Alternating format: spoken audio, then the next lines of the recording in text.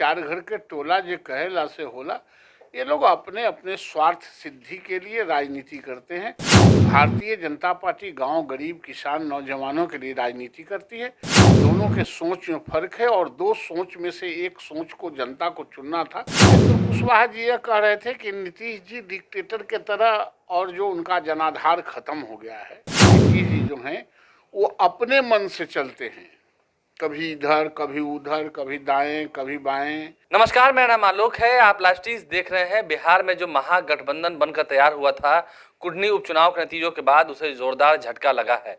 अब ऐसे में उपेंद्र कुशवाहा भी एक तरफ कह रहे हैं कि हमें जनता के हिसाब से चलना होगा, वहीं तेजस्वी यादव ने भी कहा है कि इस हार की समीक्षा होगी। क्यों कुढ़नी उपचुनाव में हार हो गई, लेकिन बीजेपी के लिए तो खुशी की बात है। हमारे साथ नवल किशोर यादव मौजूद हैं। नवल किशोर जी, कल जिस तरीके से आप लोग दावा कर रहे थे, आपने तो लेकिन कहा था कि 20,000 वोटों से जीत होगी, लेकिन 3,000 वोट से ही जीत हो गई। लगता है कि महागठबंधन जो बनकर तैयार हुआ उससे भी बीजेपी बड़ी होती जा रही है। बीजेपी का मुकाबला किसी से नहीं है। बीजेपी जनता के साथ रहती है, जनता के लिए सोचती है, जनता के लिए काम करती है। इसलिए बीजेपी अनपैरेलल रूप से बिहार के लोगों के लिए, बिहार के गांवों के विकास के लिए काम सोचती है और करती है। उसका ये परिणाम है।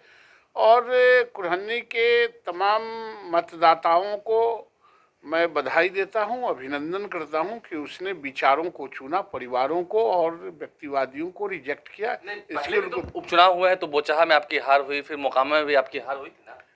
बोचहा में हमारा सीट नहीं था। बोचहा हम पहली दफ़ा लड़े थे, मोकामा हम पहली दफ़ा लड़े थे, वो हमारा ट्रायल था। लेकिन मोकामा में भी हमने उनका जो ट्रैक रिकॉर्ड था लास्ट टाइम चुनाव जीतने का, वो हमने उनको ध्वस्त किया था।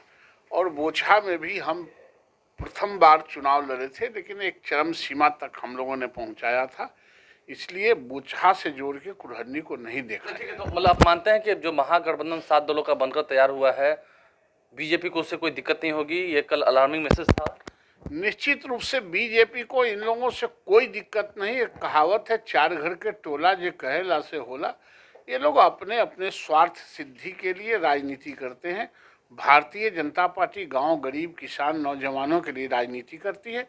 दोनों के सोच में फर्क है और दो सोच में से एक सोच को जनता को चुनना था, तो भारतीय जनता पार्टी के विचारों को चुना है। नहीं, उपेंद्र कुशवाहा भी कह रहे थे कि हम जनता के हिसाब से चलेंगे, जनता के हिसाब से चलना होगा, जनता हमारे हिसाब से नहीं चलेगी।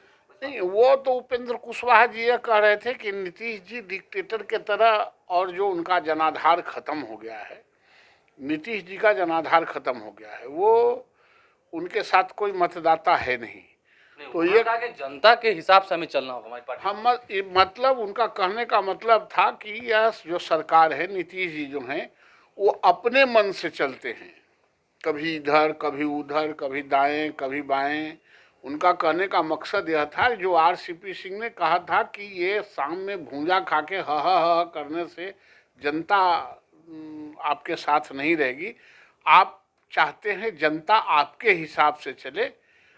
उपेंद्र कुशवाहा जी को मुख्यमंत्री पर यह कहना था कि अब बदलिए और जनता के बारे में भी सोचिए। जो आज तक आपने आंख में धूल झोंकता रहा, जनता को बेवकूफ़ बनाता रहा, अब जनता बेवकूफ़ बनने की स्थिति में नहीं है। आप जनता जो चाहती है वह भी कीजिए। अपने चाहने से, जनता पर थोपने से कोई निर्णय काम चलने वाला नहीं है। बाजार बंद हो जाएगा, पार्टियां बैंडअप हो जाएगी। सो करना था। 2024 और 25 में भी नतीजा कुछ ऐसा ही होगा, आप लोग कंफर्म है? ये ऐसा नहीं होगा। ये ओवर कॉन्फिडेंस है। ओवर कॉन्फिडेंस नहीं है, ये जनता का कॉन्फिडेंस है। 24 और 25 में तो ये लोग को बैंडअप हो जाएंगे।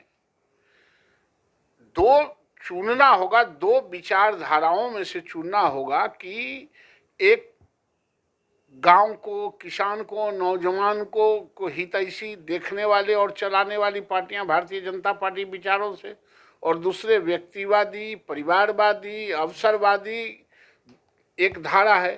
तो उस धारा में से बिहार की जनता विचारों की धारा को ऑप्ट कर लिया है, चुन लिया है।